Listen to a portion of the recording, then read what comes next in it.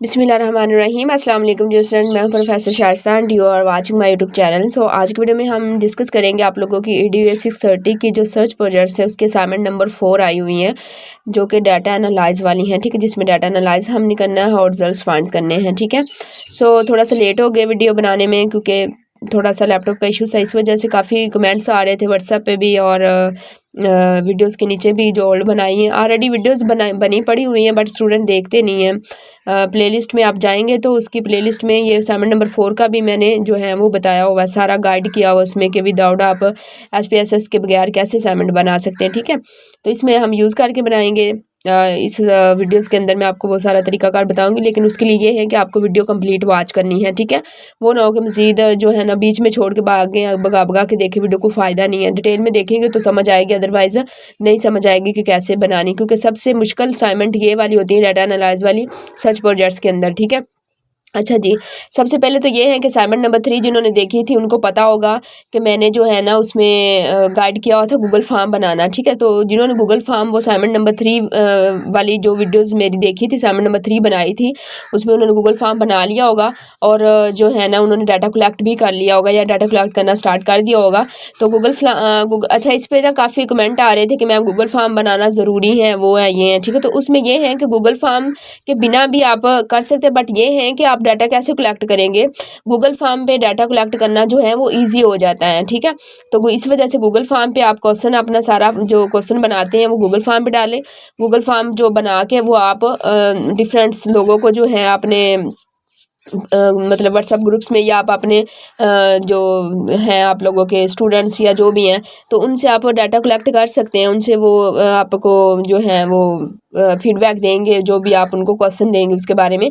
तो उसमें ये होगा कि गूगल फॉर्म पे डाटा कलेक्ट करना इजी हो जाता है, इस वजह से हम गूगल फॉर्म बनाते हैं। ठीक है, अच्छा, उसके अलावा ये क्वेश्चन आ रहे थे बहुत ज़्यादा, पहले मैं क्वेश्चनों के आंसर दे दूँ वीडियो के अंदर कि SPSS सॉफ्टवेयर जो है वो यूज़ करना लाजमी है या वो है ये। तो उसमें मैंने ऑलरेडी ना पिछले सेमेस्टर में वीडियो बनाई हुई है कि SPSS के बिना आप कैसे ये असाइनमेंट बना सकते हैं, बट उसमें ये होगा कि काम मुश्किल हो जाता है। अब देखो, हमने कपड़े हाथ से धोने हो तो टाइम लगता है, मशीन से धोएं तो थोड़ा सा जल्दी हो जाता है। तो ऐसे ही ये सॉफ्टवेयर जो है यूँ समझो कपड़े धोने वाली मशीन है। ठीक है, मतलब कि अगर हम मैनुअली तौर पर अगर डाटा एनालाइज करेंगे ना तो उसमें थोड़ा सा हमें जो है काफ़ी टाइम लग जाएगा, और अगर हम SPSS सॉफ्टवेयर यूज़ करेंगे तो उसमें हमें एक क्लिक से हमारा डाटा एनालाइज हो जाएगा। ठीक है, आई होप कि आप चीज़ों को अंडरस्टैंड कर रहे होंगे क्योंकि मैं क्या बताना चाह रही हूँ। ठीक है, अब यहाँ पे स्टूडेंट क्वेश्चन ये रेज करते हैं कि मैम ये चीज़ बनाना ज़रूरी है, ये चीज़ यूज़ करना ज़रूरी है, गूगल फॉर्म बनाना ज़रूरी है। ठीक है, ज़रूरी मैं ये कहूँगी कि कोई भी ऐसा काम नहीं है कि जो आप जो है उसको करने का सिर्फ एक ही तरीका हो। ठीक है, एक काम को करने के हज़ारों डिफरेंट तरीके होते हैं, आप कर सकते हैं, बट काम को इजी बनाना, ठीक है, उसको कि हमारा टाइम कम कंज्यूम हो उसमें।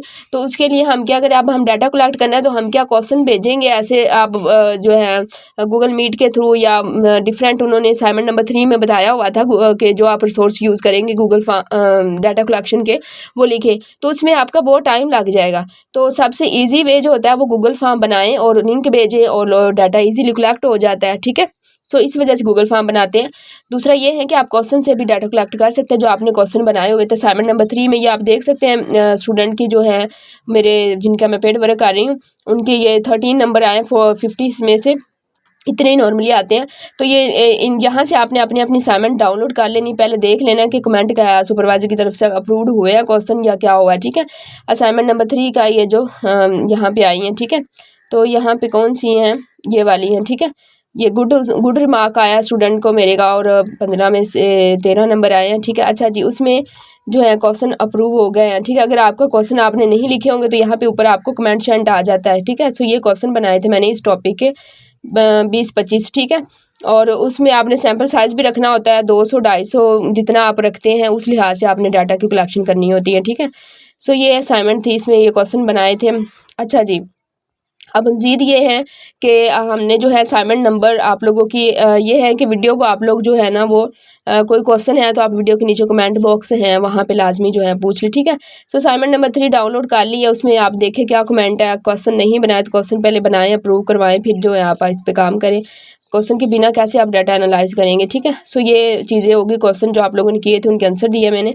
और असाइनमेंट नंबर 4 जो हमारी है, असाइनमेंट नंबर 4 वो हमारी ये वाली असाइनमेंट आई जिसमें हमने डाटा कलेक्शन करनी है, ठीक है। गूगल फॉर्म अगर आप लोगों ने थर्ड असाइनमेंट में बना लिया था तो वो आपके लिए बहुत ईजी काम हो गया था। आप इजीली डाटा कलेक्शन जो है वो अभी तक आप लोगों ने कर लिया होगा, ठीक है, क्योंकि जल्दी से गूगल फॉर्म बनाएं और डाटा कलेक्शन शुरू कर दें असाइनमेंट नंबर 3 के अंदर ही, क्योंकि असाइनमेंट नंबर 4 में जो है डाटा एनालाइज ही करना होता है। उसमें कलेक्शन करनी डाटे की, एनालाइज करना, फाइंडिंग, डिडक्शन, कंक्लूजन, रिकमेंडेशन सभी कुछ हमने इसी असाइनमेंट में करना है, ठीक है।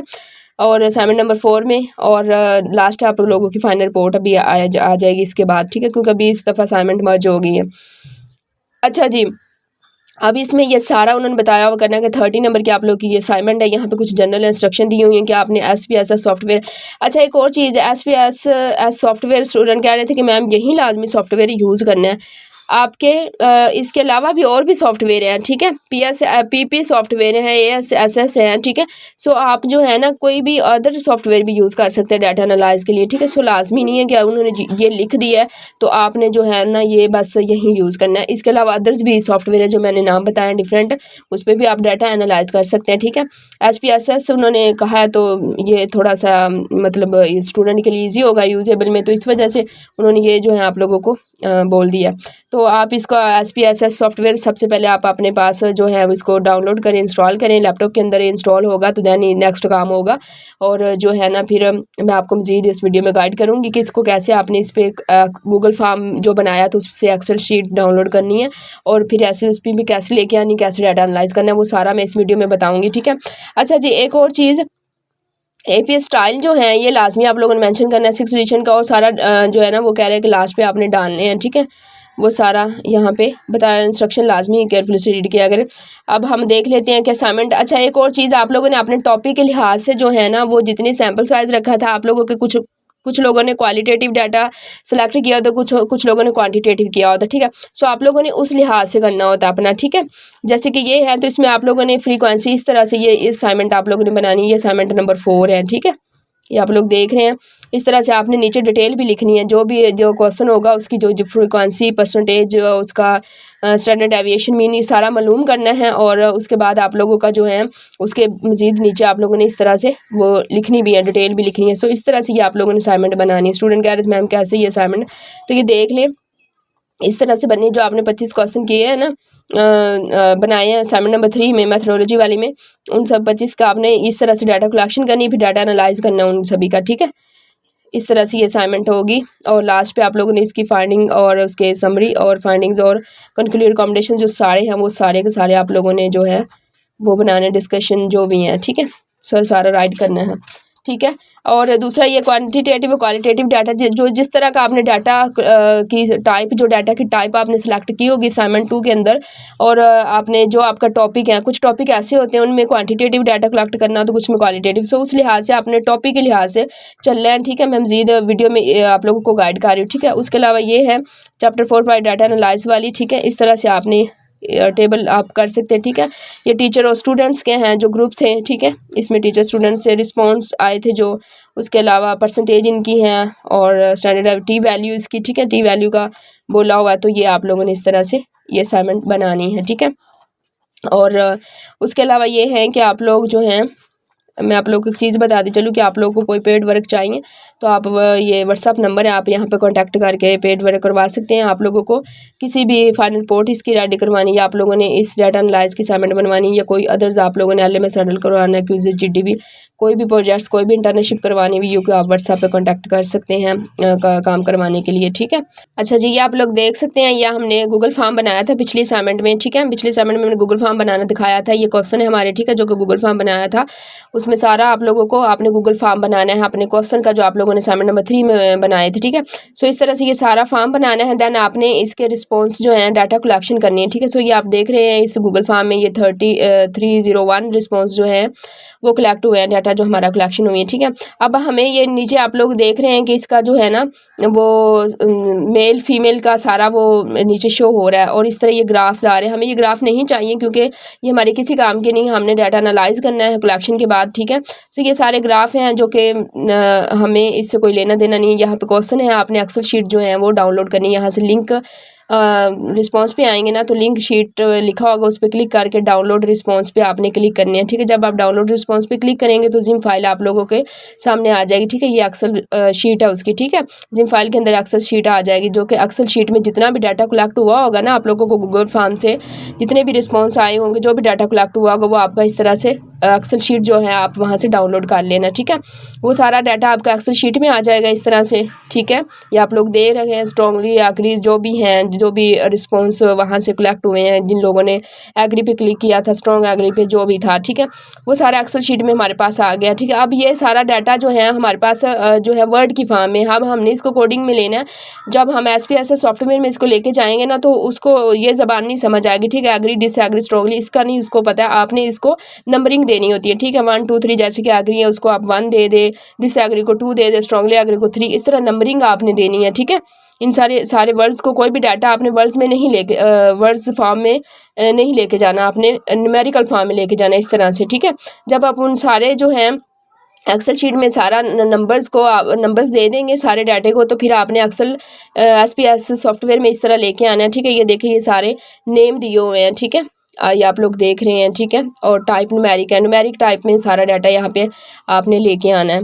और ये सारा आप लोगों का जो है वो डाटा कलेक्ट हुआ था जो न्यूमेरिक फॉर्म में आ गया। ठीक है, जो कि हमने स्ट्रांगली एग्री और डिसएग्री को, ये जो यहाँ पे है ना सारा, इसको हमने ऊपर नेम दे दिए थे 1 2 3 का। ठीक है, ऐसे ये सारे जो है इसको 1 2 3 का नाम दे दिया था जो वहाँ पे ऑप्शन से। अच्छा जी, उसके बाद ये हमारा SPSS सॉफ्टवेयर में न्यूमेरिकल फॉर्म में आ गया। ठीक है, अब हमने मज़ीद इसका जो है ना आपने डाटा एनालाइज करना है। जब इस फॉर्म में आ जाएगा तो आपने क्या करना है, इसको अब आप डाटा को एनालाइज करना है। ठीक है, सो ऊपर आप यहाँ पे क्लिक करेंगे, आप ये ऑप्शंस हैं आपके सामने, और क्लिक करने के बाद आपने ये डिस्क्रिप्टिव स्टैटिक में और फ्रीक्वेंसी में जाना है। इसकी फ्रीक्वेंसी अगर मालूम करनी है, फ्रीक्वेंसी में आप एज जेंडर जो हमारे क्वेश्चन थे कॉलम मतलब वहाँ पे हमने बनाए थे, तो आप उस पर क्लिक करेंगे तो ये देखिए ये जेंडर की फ्रीक्वेंसी आ जाएगी नीचे। अगर उसका आप लोगों को ये ग्राफ चाहिए, ठीक है, ग्राफ तो वैसे हमें नहीं चाहिए, हमें टेबल फॉर्म में डाटा चाहिए। उन्होंने कहा हुआ है कि आप लोगों ने इसकी जो है वो डाटा एनालाइज जो करना है वो टेबल फॉर्म में करना है, ग्राफ फॉर्म में नहीं चाहिए।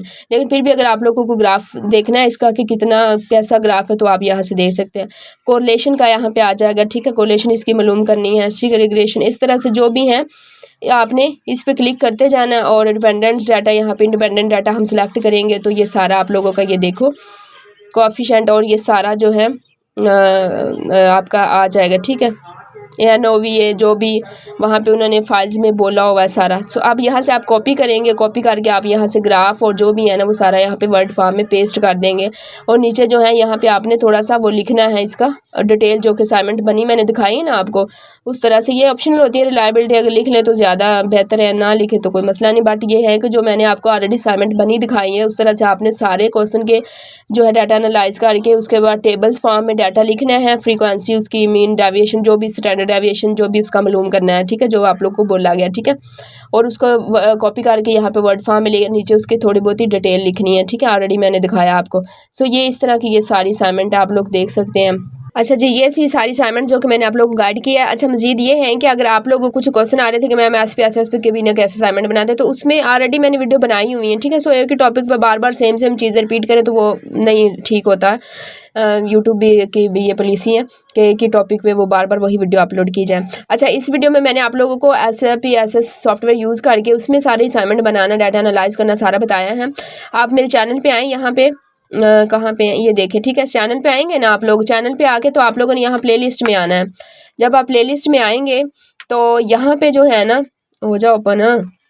अच्छा जी, वो प्लेलिस्ट में आने के बाद आपने ना यहाँ पे आना है, किधर किधर किधर, ये देखो EDUS 630 जो है इसकी असाइनमेंट है। ठीक है, सो इसमें जो है ऑलरेडी 11 वीडियोज़ पड़ी हुई हैं जो कि मैंने इस पे एक एक टॉपिक पे 2-2 वीडियोज़ बनाई हैं। ठीक है, तो ये आप देखें यहाँ पे ये असाइनमेंट नंबर 4 है ना, ये वाली। तो इस पे आपने जो है ना देखना है, इसमें विदाउट जो है ना वो SPSS के बिना कैसे जो है, लेकिन उसमें ये होगा कि मैनुअली आप लोगों को सारा डाटा एनालाइज करना पड़ेगा, ठीक है। उससे वो बहुत लेंथी और मुश्किल काम हो जाता है। इस वजह से SPSS सॉफ्टवेयर यूज़ करें और उस पर एक क्लिक से डाटा एनालाइज हो जाता है, ठीक है।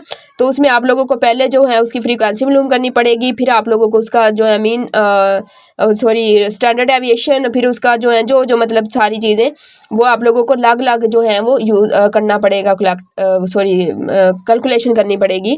तो वो बहुत लेंथी प्रोसेस हो जाएगा आप लोगों के लिए, जो कि मुश्किल भी टास्क हो जाएगा, ठीक है। सो मैंने वो भी तरीका ऑलरेडी उस पर वीडियो बनी हुई है, ये देखें ना। इस वीडियो के नीचे डिस्क्रिप्शन में वो लिंक डाल दूँगी, वो भी आप लोग वीडियो देख लेना। अगर नहीं तो आप चैनल पे आना और प्ले लिस्ट में आके ना इस पे क्लिक करना ना, इस पे तो उस पर मैं सारा जो है ना वो मैंने बताया हुआ है, ठीक है। उस पर इस वीडियो के अंदर कि आप कैसे इसके बिना जो है ना वो बना सकते हैं, सॉफ्टवेयर को के बिना यूज़ करके। उसमें डाटा गूगल फॉर्म बनाना उसमें भी दिखाया, पिछली असाइनमेंट में भी बनाना दिखा दिया था।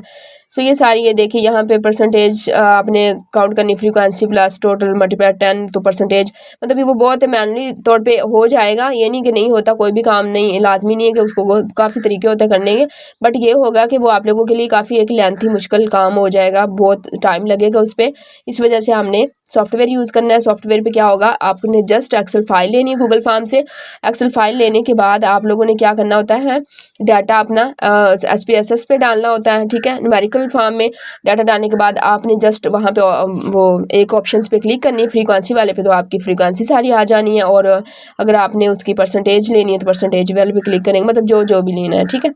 वो क्लिक करते जाएंगे, वो सारा आप लोगों का फाइंड होता जाएगा एक क्लिक से। तो कॉपी करें और वहाँ पे पेस्ट करते जाएं उसमें वर्ड के अंदर, और आपकी असाइनमेंट रेडी हो जाएगी, ठीक है। सो ये आप वीडियो देख लेना, नीचे डिस्क्रिप्शन में लिंक डाल दूंगी, या आप चैनल पे जाएं, प्लेलिस्ट में जाएं और प्लेलिस्ट पे जो टॉप के नीचे वीडियो होगी असाइनमेंट नंबर 4 के नाम की, वो आप लोग उसको देख लें, ठीक है।